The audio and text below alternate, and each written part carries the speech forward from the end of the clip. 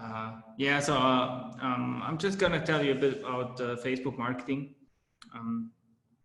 To start with, my background in this area is I've been living in the United States in San Francisco for a while, and I managed to get into Facebook marketing, kind of choose that as my career. I was managing the accounts from a big NBA, like an NBA team and the Premier League team. And in the past, let's say like 5-6 years, my team and we basically managed a Facebook budget of around $50 million. And usually we got back around 5 to like 2 to like the factor of 2 to 5 we got back from this investment that we made.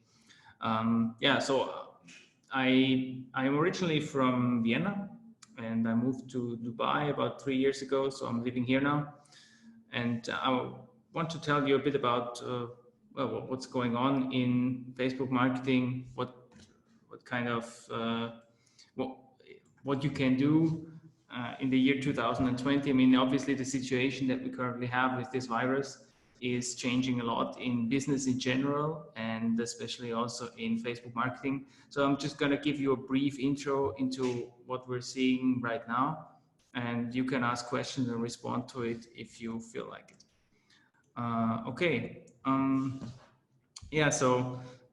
Facebook marketing is, maybe you can respond in the chat a bit. So just for me to understand what your level of knowledge is basically, or what you want to know in this area. If not, then I'm just going to start with giving you like a brief overview.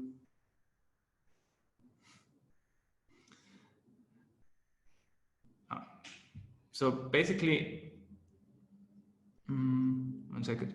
Yeah, so basically, when you run Facebook ads campaigns, you usually have done some, Aris done some ads in the past for a political party. Very interesting, very cool. I've never actually run any political ads, but that's a tricky area, especially after like last year. I'm not sure if you're still doing that, but it got a lot harder to run any political ads at all on Facebook. Anyway, so usually what you have on Facebook on the one hand is like a lot of users logging in, on the other hand, a lot of advertisers. So when I started in Facebook marketing like 5-6 years ago, we had prices like, I don't know, like 20 cents for lead, like an email address that you're getting, and maybe even less. Yeah, clicks were 2 to 3 cents at the time, and it got up to a lot higher. So I was like in the last year, so we were paying $1, $1.50 for a click, and even more for leads, obviously. But in the last 2-3 months, especially the last 2 months, like middle of March, and the prices dropped rapidly. And the reason for that is that during this crisis, a lot of people are staying home, so they have more time on their hands, which means that they often spend it on Facebook and following discussions, talking with friends, sharing news articles and so on, talking about conspiracy theories and so on. So we've seen like an increase in traffic of about 50% on Facebook, and at the same time there's lots of companies, at least in like, I'm mainly focused on the German speaking area, and also I have some customers in the US, but like 80% of my customers are in the German speaking area, so I can tell most about that. But it's the same in the US, so I reckon it's the same everywhere. That you have lots of local companies and those local companies, they couldn't do any advertising anymore. They had to shut down, because if you run a restaurant and you're not allowed to open it, then there's no point in running ads to it. So at the same time, we saw a drop in the ad spend, which meant that the ad prices are going down rapidly. So that's a good thing for marketers. The only problem is that when you have such a high focus on one particular topic, this crisis, then it's really hard to sell something else. Like there's this joke going around, or the meme saying like ads changed from buy a Toyota to we're all living in a difficult time, now buy a Toyota. Like but it's obviously very difficult for advertisers to make ads for unrelated products that are not part of this, have nothing to do with the crisis, basically. Especially because entrepreneurs are cutting down spending wherever they can. So that's a big part. And also like private individuals who've maybe lost their jobs or are not working as much as they want to, they're obviously also cutting back on spending. So we have an environment where on the one hand, Facebook marketing is getting a lot cheaper because the costs per click are going down, the cost per impression are going down. And on the other hand, the intent to buy is also going down. But the best thing you can do in this environment is to find any topic that is remotely related to this crisis. As if you run a business, or if you run a business for a client, you can find a topic that is remotely related to the crisis. And then create something for free, like a typical freebie. It could be a free online course, a free ebook. Like ebooks still work very well. What we've been doing is we've created, like I also produce video courses and this kind of stuff. So I used one of my courses. It was called Home Office Kit. So it gave people some kind of instructions on how to run home offices, how to use video conferencing, also how to do marketing in this area. And we just gave it away for free. So we're running ads saying like, during this difficult time, we decided to make one of our courses available for free. It has 150 videos and you can start right away. And then we managed to collect about 15,000 email leads in the 15,000 email in the last 2 months or something. And the cost per lead was about 35 cents. And usually for the same kind of lead, I would pay like €3 or $3 or whatever. So the cost was like only a fraction of what we got.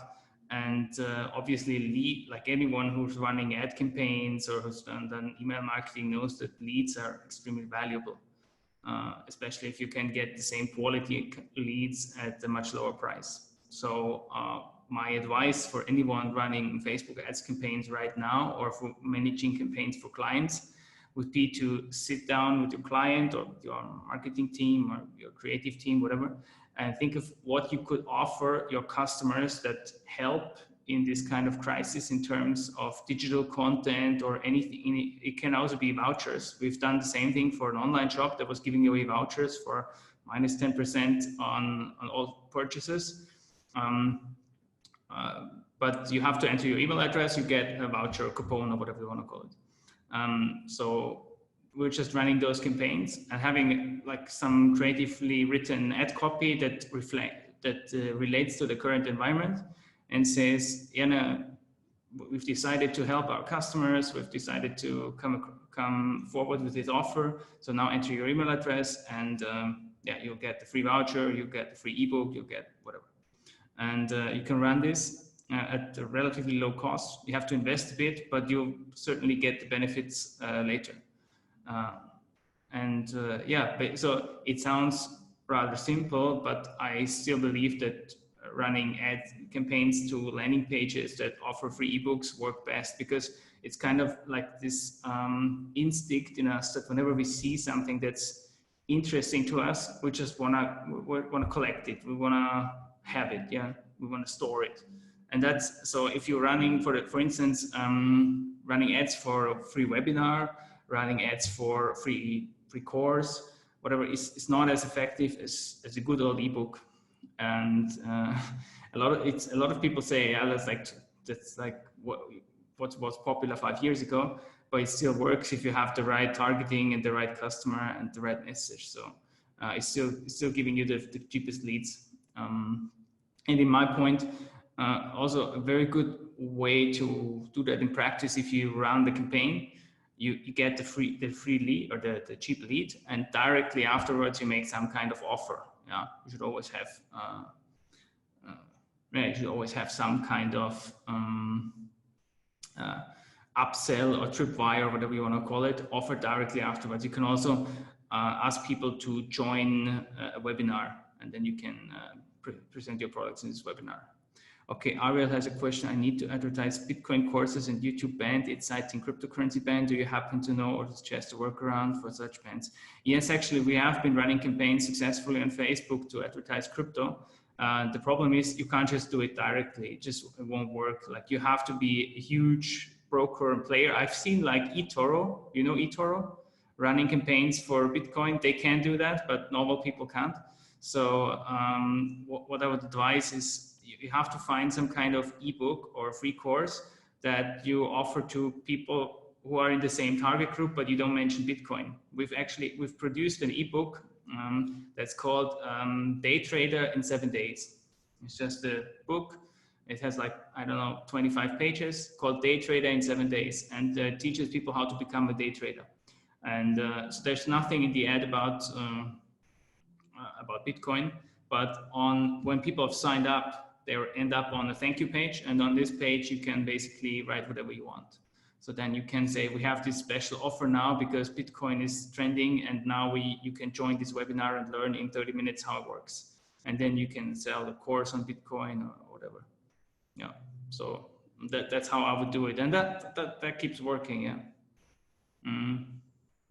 Especially if you then find a way to relate the ad copy to the current situation, it's going to work even better, because as I said before, you have this theme focus on the current situation, so that anything, it's also related to the Facebook algorithm. Basically, if you manage to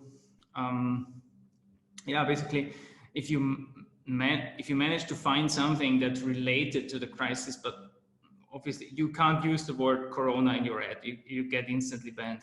But you have to use something like, in the current situation, we have decided to offer this and this, because everybody knows what you're talking about, but it's not a problem for the algorithm. And in this case, you're kind of jumping the bandwagon to use the crisis. Well, basically, what I want to say is, I don't advocate on like doing some kind of fear marketing. Like I don't do that kind of stuff where you say like you have to buy this course, otherwise you will all lose your jobs and whatever. I don't like this kind of marketing. But you're an entrepreneur, you run campaigns, so you have to see what's going and what's working, what's not working. And the best thing that you can do, in my opinion, is to find something positive where you help people in some way. Like we did with the home office kit. It was just a video course about home office. Then there's other things you can. If you're a fitness trainer or you have fitness trainer clients, you can create an ebook saying like the 15-minute workout from home, now available for free. Like there's always something you can do in every niche, in every area where you can offer that is kind of solution to the current situation or current problem that many people face.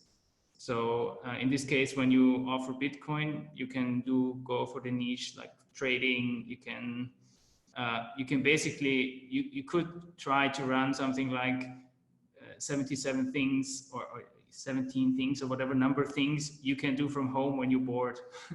And then you can run ads to that. It's very broad targeting, so I'm not sure if you're going to get the right leads for Bitcoin courses. But if you do the right targeting and have a broad offer, it could still work. Yeah, you can target people who like Bitcoin, but you can't say it in the ad. So basically that's short and simple summary of what's working. Let me just rephrase that one more time. So there's a lot of focus on the crisis, obviously. A lot of people spend time at home. Facebook traffic is going up. At the same time, the competition is going down because the advertisers run fewer campaigns. And at the same time, there's a thematic focus on the topic around the current crisis, the current situation. So selling anything unrelated to that directly on Facebook is a tough sell at the moment. But you can't use the situation to get leads, and you have to do it in a smart way so that you offer a solution in your area, in your niche, and get leads. And then after you have an opt-in, people sign up, you can offer whatever you want. It's always a good idea whenever you collect leads don't waste the opportunity of having people's attention to offer something. Yeah, can be like a discount on some product. Yeah, if you have a web shop, we have made very good results. We got very good results by giving people a voucher for, you can say like buy one get two voucher. You just have to collect the voucher. You can use it for the rest of the year. Something like this kind of logic where you have to collect something right now, even though you're not going to use it instantly. So you get the lead, and on the next page you have some kind of offer where you say, now this product, one specific product is 25% off, and there's free shipping, and take it or leave it. It's a one-time offer, and you're gonna get maybe like 10% of people buying that, so you make some revenue, ideally as much so you can cover the marketing cost.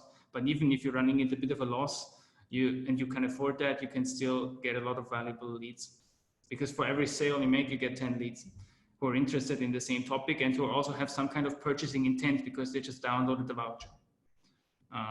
Yeah.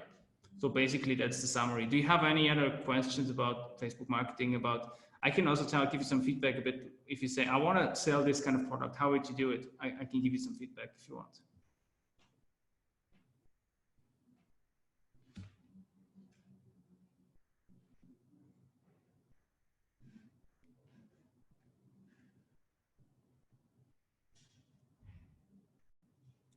Hi, Jacob. Do you hear me? Yes. How are you? Thank you for the information. It's very good. You're welcome. I also have another business, which is I print photos on canvas for people to hang on their homes.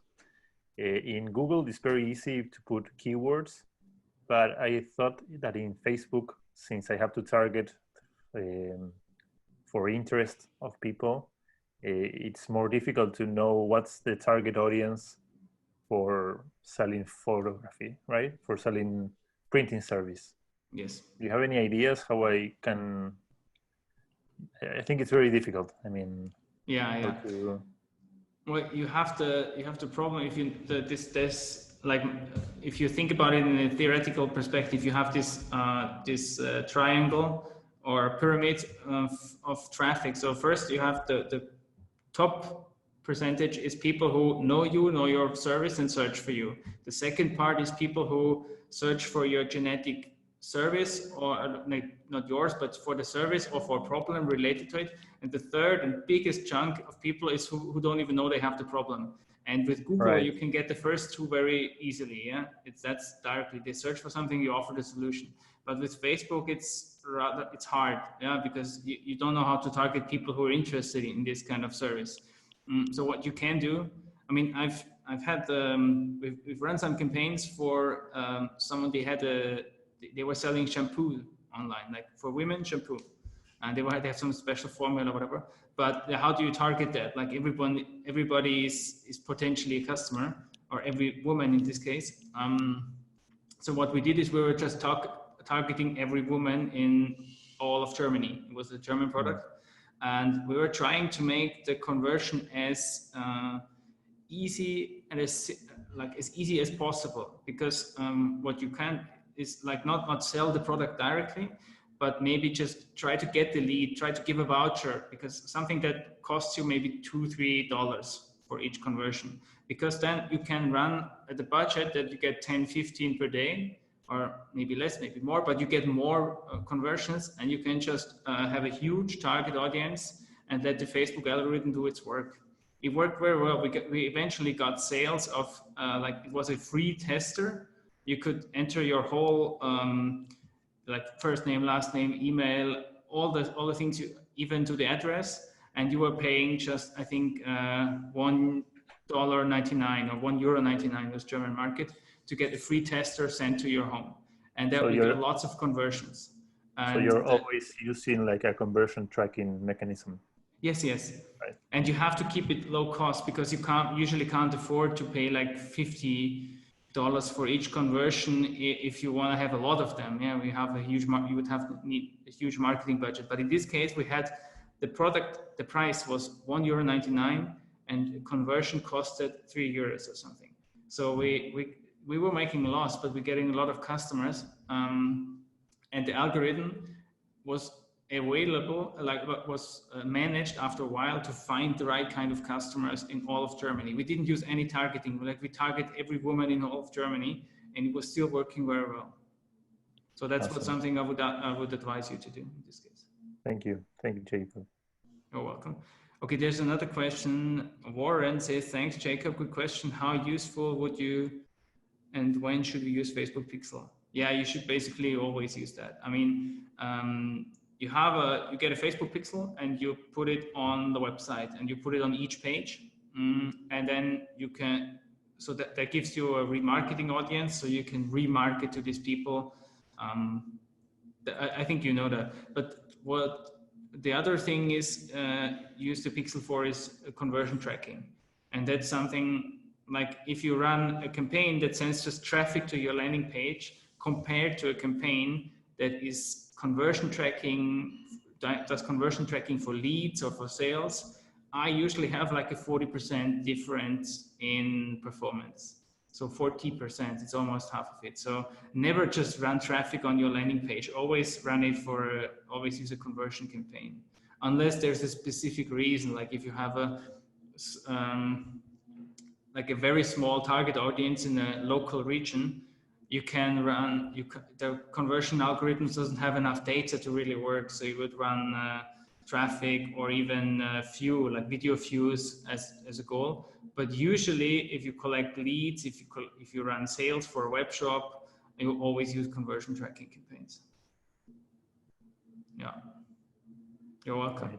Any other questions? I don't know what the time is. I don't know how much time we have.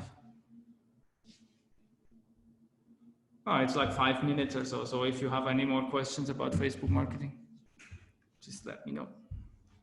So you think that if I do a course and only 50 people sign up, right? Then it's very few data for it to make a conversion tracking. Well, I mean, officially you need, properly. For conversion tracking, you need, when you start running a campaign, Facebook is gonna start with they call it learning phase. And in this learning phase, you need to, it lasts 7 days and you need to get 50 conversions for the algorithm to work perfectly. Okay, so if and obviously the more when you have the funnel, you always have the impression, then the click, then the landing page, then you either sell directly or you have an opt-in process, and then you have somewhere you have the sale. Yeah. And what you target, what kind of conversion you use as a goal depends on how many you have. If you have, like at the beginning you're starting, you have almost no leads, you may want to target clicks. Yeah, but if you keep getting leads, you use lead as the goal in your campaign. If you're getting a lot of sales, you can even use sales as the goal in your campaign. You always use that. You go from the funnel, like the best thing you have is the thing that's closest to your sale, because in this case, if you have like 100 people buying every week, Facebook will know who are those kind of people and target other people like them. If you have only like 5 sales, but you have 100 leads, lead is still better than just a click. So you target the leads. You can set what I'm saying. What I mean when I say target is the goal you set in your campaign. You can set what kind of conversion you're targeting. But in my case, I would have to target to an ebook. I mean, or is there a way to track a person in time so that after the ebook I can know which ones of those ebooks bought the course? Well, yeah, I mean, when you have a landing page where you offer free ebook and you sign up, and then you go to a thank you page, and on this thank you page you set the conversion tracking pixel, and then you'll target people and say, like, dear Facebook, can you give me more of those people who just signed up? Yeah. Or I can also put that tracking after the sale of a course. Yeah, you'll do both actually. So the ad is for an ebook. So the ad is for an ebook, and the tracking is for the sale of a book, of a course. Yeah, you do both. You do both. You can set more pixels. Yeah. I mean, you have 1 pixel, but more events, technically speaking. On the same campaign. Campaign. Yes, and you can also track them in Facebook. You can see like you run a campaign, you see, okay, Facebook tells me 100 people signed up for the ebook and 15 people bought the course that was sold afterwards. And you'll see this. Yeah. All right. Awesome. And then that's one point. One point is seeing it, like tracking it. The other point is to tell Facebook what's your goal. Like your goal can either be get as many people to sign up for the ebook or as many people to buy. Obviously, you want as many people to buy, but it's not a viable option all the time if you don't have enough conversions already. Facebook doesn't know. Like if you only have 2 people, they say like statistically not relevant. I can't extrapolate from a data set of 2 to get more. Like you need to, if that's why I said start with the ebook and you'll get sales. Yeah. And then when you have more sales, you can switch and say, now target the sales. All right. All right. Awesome. Thank you. You're welcome. All right, guys. I think we're done. All right. Just waiting for someone to show up. Well, you guys tell me, where are you from? What you're doing? How long have you been doing Facebook marketing? Are you selling for yourself or for clients? For myself. I'm from Argentina. Cool. The ads I told you about the political party was like in 2010 or 2011. Like I would target a specific, I'm a libertarian, right? I would target like a specific, like if you like this author, you would get an ad. Oh, so you like this author. We are the party that supports these ideas, right? Something like that. And well, people came like this. And did it work? I mean, did you have success in this case? Yes. It was very cheap at that time. I paid like 1 cent or 2 cents per click. That's of a dollar, right? It was very cheap in that time.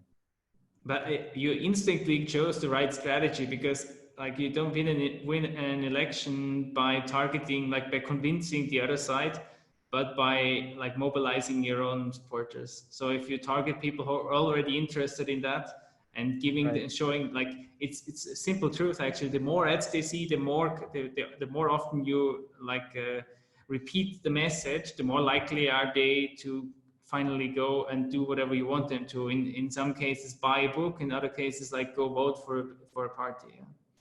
So it works. Yes, it did. Cool.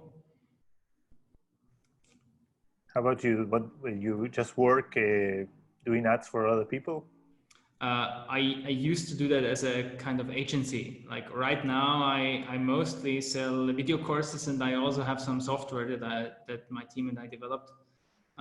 So I have like video courses and coachings mostly. Like I have this coaching called like Campaign Manager training, where I tell people how.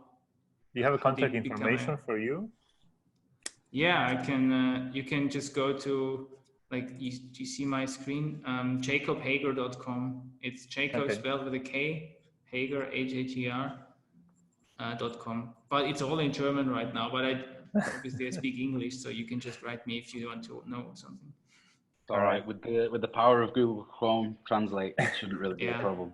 I was actually just about to ask for your contact info, so thank you, Ariel. You saved me a jump. You're welcome. Yeah, just get in touch with me. It's easy. Yeah. So jakobhager.com, JOKOBHAGI, right? Yeah. Awesome. Thank you very much. Thank you. You're welcome.